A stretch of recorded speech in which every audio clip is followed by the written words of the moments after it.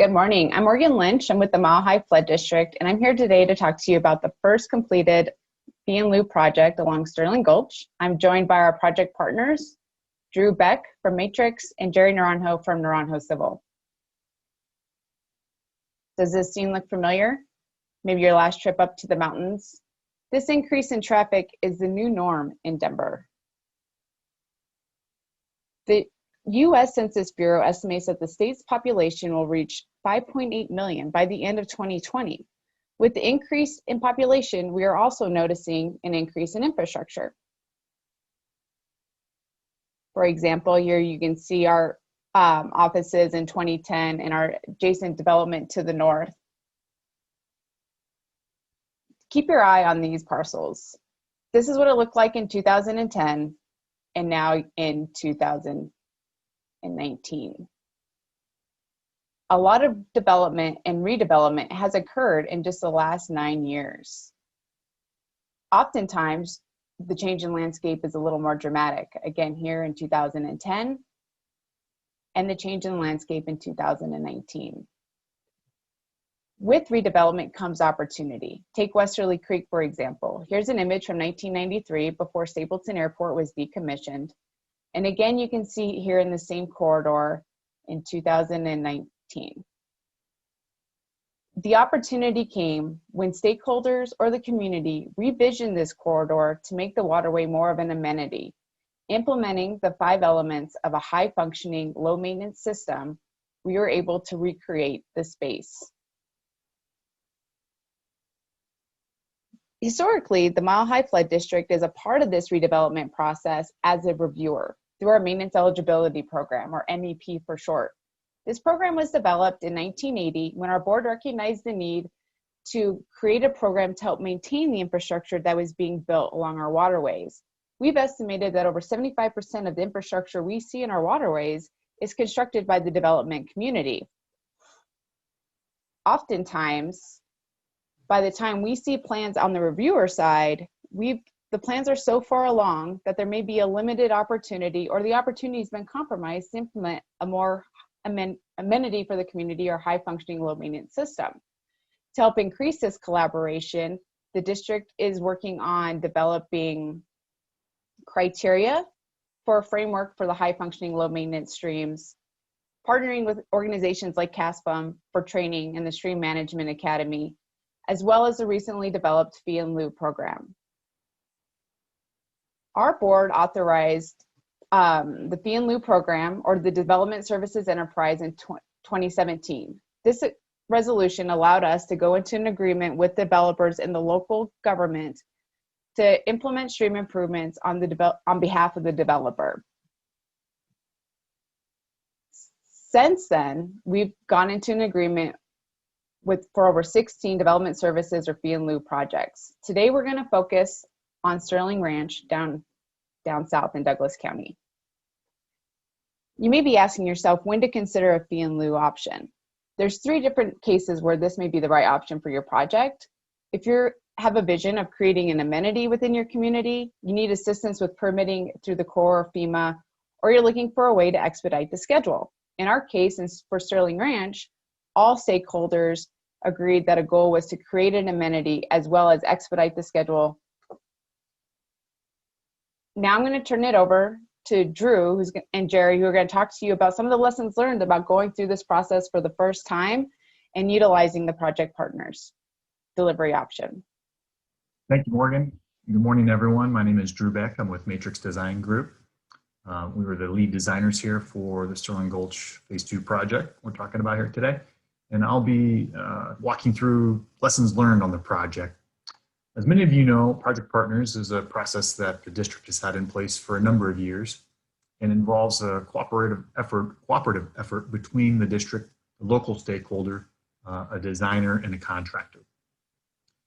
This group coalesces from the onset of the project to really establish some goals and objectives, and so that everyone can be pulling on the rope in the same direction.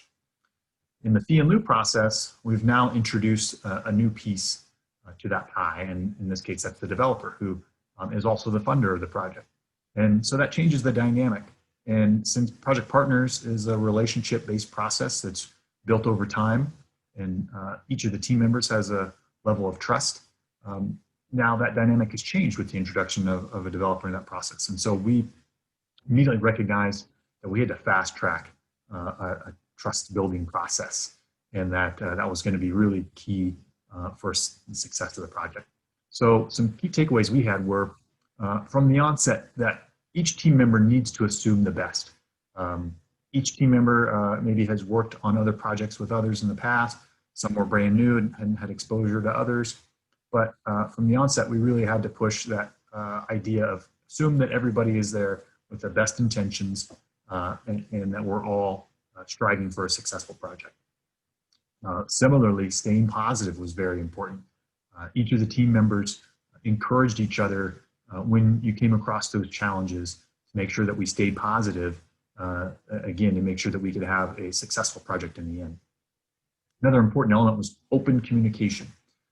And I can't stress this enough. We had some early meetings where there were some difficult conversations that had to be had, but we got them out in the open. We were able to communicate openly and honestly, and that had a huge benefit for us as the project progressed, and was really a key component of building that trust as a team. Early and often coordination is really the cornerstone of that communications plan. The project, as you'll see here in a minute, had many other projects going on around us. We had to coordinate with them, they had to coordinate with us. Those seams, those interaction points between the different projects were very critical to make sure that we were able to have a successful design, successful construction. We were attending design meetings of some of the other projects surrounding this and vice versa, just to make sure that we were fully coordinated and had the latest design, could have discussions about design changes and things of that nature. So I want to give you a visual here of where Phase 2 Sterling Gulch sits in relation to some of the other development. Sterling Ranch is a very large development, and this is really just kind of one corner, one piece of it, if you will. But you can see Sterling Gulch is surrounded on both sides by different filings, and these were in different phases of design and construction. We were playing catch up, quite frankly, from the beginning. And so we realized that because of that, we had somewhat limited opportunity to influence some design decisions, some things that it was just too far down the road that we were going to be able to influence those for our design. An example of that here is a photo I took on the right of this kind of cool geologic feature that I stumbled upon when I was out there doing some field recon. And this was actually located very near where a park was planned. And so I thought, if we could adjust some grading and keep this feature, then that could be a real cool piece to the project. Unfortunately, again, it was too far down the road. So that was an example where we weren't able to influence kind of the design and layout of the project because of where we started. But we were able to influence some other elements. And here's a couple of examples. The one on the left here is an outfall.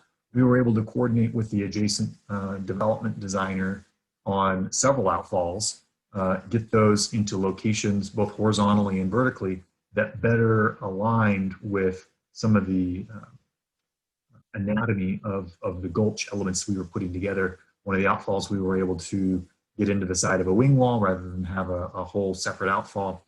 And that was really a product of those early coordination meetings with the other designers, being able to at least conceptually figure out where we're going to have certain design features down in the gulch and then bringing those two things together. And Jerry will talk a little bit more. It happened on the construction side as well, on different scope elements of adjacent contractors and what Naranjo had. Another example here is the photo on the right is the photo of an equestrian trail.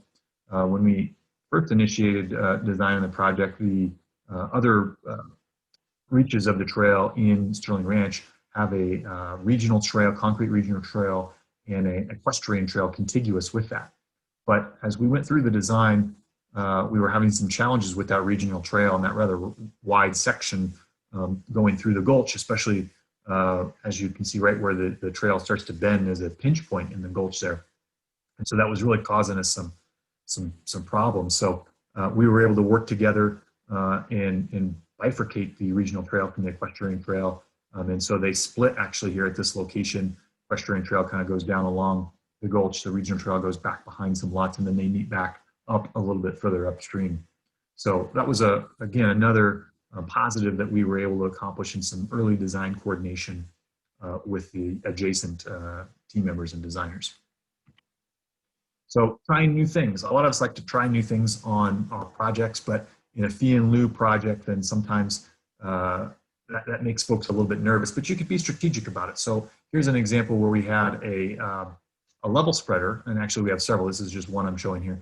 Shown here in the aerial above, you can see that the main channel sits here, and kind of see the remnants of a haul road here. But we were, again, able to talk with the developer, Mile High, the local stakeholder, and said, hey, we think that some of these outfalls are small enough where we could get a level spreader. We've got a nice wide floodplain. We think this really could be a nice feature, a way to kind of test this out in a drainage way that is receiving fully developed flows before it's detained downstream. That this might be a way to get some attenuation, get some infiltration into the floodplain.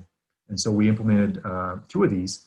As you can see here in the picture on the right, it's just kind of full of sediment. This was during construction when some other activities were going on. But I think it does demonstrate that this certainly has the potential to help with some of those maintenance activities in the long term, which is ultimately why we were able to agree that, yeah, let's give this just a try here on this project. So some other things in the field. One thing great about the Project Partners approach is that you are working together in the field. We had engineers out in the field with Naranjo pretty much every day, making sure that we're working hand in hand, that the design intent is being met, that these guys can construct it the way that it's laid out. And we had to make some adjustments in the field, and Project Partners allowed us to do that. Things like the blanket material you see in the photo on the right, we were able to adjust in the field to make it a little bit easier to construct. Things like chinking material, the gentlemen on the left there are jamming in some rocks in between the larger gaps in the boulders. And originally we were planning on using surge material. We ended up using type BL riprap because that was a little bit easier for the guys to handle. Similarly, some of the bedding, we ended up using larger rock for that just to help us set the boulders. And so those types of adjustments in the field on the fly are really one of the nice things about Project Partners and working with Naranjo out in the field.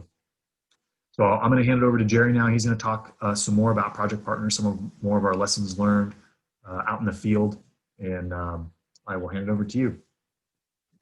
Thanks, Jerry. Good morning, everybody. My name is Jerry Naranjo. I'm with Naranjo Civil. So when we were approached by the Mile High Flood District to participate in the first ever fee-in-lieu project, of course we said yes. Of course we're game. We have challenged ourselves to be the premier provider of services in the space of complicated drainage way construction. So we've been in the business for 38 years. We've been a tier 1 contractor with Mile High for 20 years. And we have approximately 10 drainage way crews working at any one time. Yes, this is how we sign every contract, a perfect marriage. So we have the traditional owner-client relationship. It's symbiotic, it's tested, we have agreed upon rules of engagement. We have been doing this together for a long, long time. We have trust, we have respect, we've had success, but all of that gets tested in an arranged marriage. Fee-in-lieu is new. Trust, we better develop it quickly. Respect, we better lead by example. To say it's tricky is an understatement. We all enter the meetings cautiously, aware of the personalities and alert to any potential challenges. The developers are fine, all the meetings have gone fine, but they usually have a number of subs working the project. And by a number of subs, it can be anywhere from 10 to 15, and most of them are completely fine. However, some are completely not fine. Some are hardened, grizzled, and grumpy. So it takes a measured play to make it work. Walking into our first meeting, we had the expectation that everything was going to go as it's always gone. Everything that we have tried and tested is going to work. Well, after our first meeting, you can see the picture at the bottom is how I left that first meeting. I brought a super to the pre-con. I watched him, I watched the group. More importantly, I was alerted to his body language, his facial expressions, and I had a bad feeling. I needed to adapt. We left the meeting, and in the parking lot, I told him that I was going to go with a different superintendent. I needed somebody who lived and breathed our culture. Our culture at Naranjo and with Mile High Flood District is positive attitude, a caring customer service culture, and clear expectations.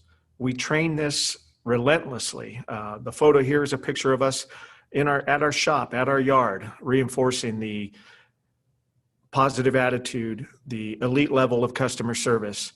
And we make expectations very clear in our continual training that that's what we bring to every project. And it's absolutely critical to help build a fee-in-lieu project. Fee-in-lieu projects are unique. It's a project within a project. It takes preparation to work for our client inside of our client's partner's job site. It has to be a mission of cooperation. The site is dynamic. There is constant scope overlap and exchange of scope. We laid pipe, we built some outfalls, we added different components on the fly, things that needed to happen to meet our schedule or to meet the developer's schedule. Another example of building a project within a project, or the complications of building a project within a project, is on the guest side, where you have to have a memorandum of understanding with the developer and the surrounding owner party. So what we did is our environmental manager worked very hard with the developer team to make sure that where our projects started and stopped was consistent with what they had in their permit. So we had to be constantly communicating and adapting to make sure we had compliance. One of the other tricky pieces of the project within a project puzzle is how to develop your staging areas. So for us at Naranjo, we constantly preach that staging tells the story of how you build your work. How you do the little things is how you do everything. And I attribute this quote to Mo Issa, but it's claimed by many. Project within a project. You can see that we are working through the center of the development project. You can see that we're building structures to the north, which is at the bottom of the screen. We're topsoiling the south end of the project, which is at the top of the screen. And we have a lot of activity outside of our work area. So where the channel is in construction, where the blanket starts, that's all developer project. So initially, we were going to use two staging areas. These were given to us, the planned north staging area, and we had another staging area to the south, and that all seemed like it was going to work out fine. This is our actual staging area, and the reason for that is during construction, when we started, our south staging area was actually dug up. It was actually, they were installing utilities. So we couldn't get in there. We had to adapt on the fly. And by adapting on the fly, we decided that we would use our channel construction and create a makeshift staging area inside of our channel. Now, this is only possible if you're bringing in rock materials. You have to be real careful with the guess of what you're storing in the channel. But since we had all rock material and all that rock material was going to be installed during channel construction, we felt like, and with the permission of Douglas County, we were able to do that. So we had to stage our work to leave out a chunk of the in-creek work for later. Some supers would throw a fit, but it's not a deal breaker. It's a win if we are smart enough to make it a win. So you can see how it all played out.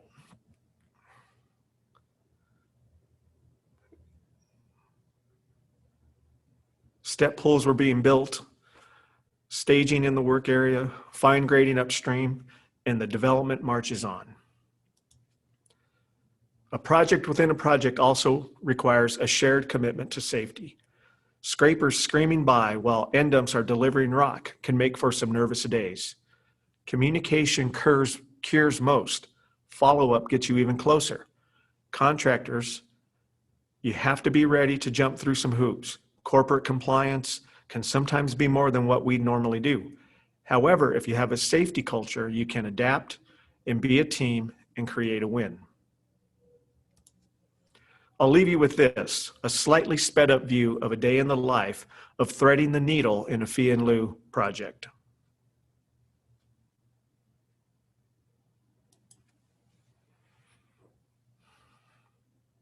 I'm not exactly sure that scraper's sped up, but everything else is. I think at one time the development had 15 scrapers passing through or over that box culvert at a high rate of speed.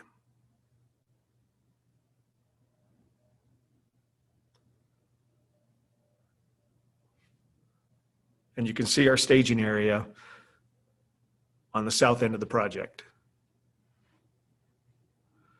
So in closing, thank you to the Sterling Ranch Cab, Tim Magnall especially.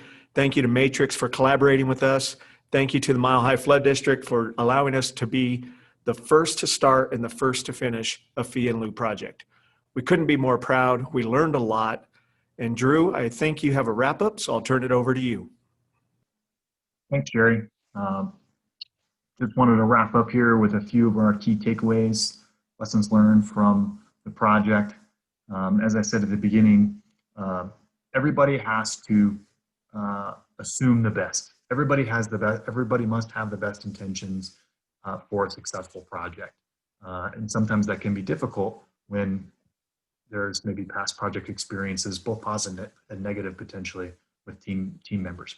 Keep an open mind along that same vein, even if maybe there have been some not so positive experiences in the past. Keep an open mind. Assume that team member has the best intentions, and continue to march forward that you're working towards that common goal of a successful project.